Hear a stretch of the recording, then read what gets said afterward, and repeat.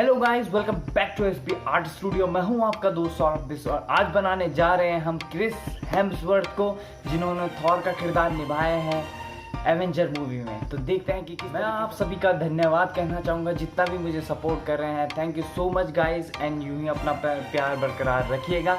और जो इस चैनल पे अभी नए आए हैं, मेक श्योर कि लाइक, सब्सक्राइब और शेयर करना बिल्कुल मत भूलिएगा, क्योंकि हम आपके लिए ऐसी ही वीडियो लाते रहते हैं और आगे भी लाते रहेंगे। Keep supporting us.